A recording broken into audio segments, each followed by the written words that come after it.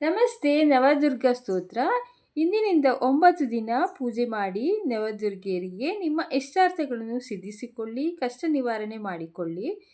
ಬಟ್ಟೆ ಹಾಕಬಹುದು, ಕೇಸರಿ ಅಥವಾ ಬಿಳಿ, ಹಸಿರು, ಹಳದಿ, ನೀಲಿ, ಕೆಂಪು ಬಟ್ಟೆಗಳನ್ನು ಹಾಕಿಕೊಂಡು ಮಾಡಬಹುದು. ದಿನವೂ 9 ಸಲ ಈ ಜಪ ಮಾಡಬೇಕು. ಈ ಮಂತ್ರ ಜಪಿಸಬೇಕು. ಪ್ರಥಮಂ ಶೈಲಪುತ್ರೀತಿ. ಈ ಮಂತ್ರಗಳನ್ನು 9 ಸಲ ಜಪ ಮಾಡಿ ಅಖಂಡ ದೀಪ ಹಚ್ಚಬೇಕು. ಕೊಬ್ಬರಿ ಎಣ್ಣೆ ಮತ್ತು ತುಪ್ಪ ಹಾಕಿ ದೀಪ ಹಚ್ಚಿದರೆ ತುಂಬ ಒಳ್ಳೆಯದು. ಹರಳೆಣ್ಣೆ ಹಾಕಬೇಡಿ, ಇದರಿಂದ ಮನೆಗೆ ಕಷ್ಟ ಬರುತ್ತದೆ.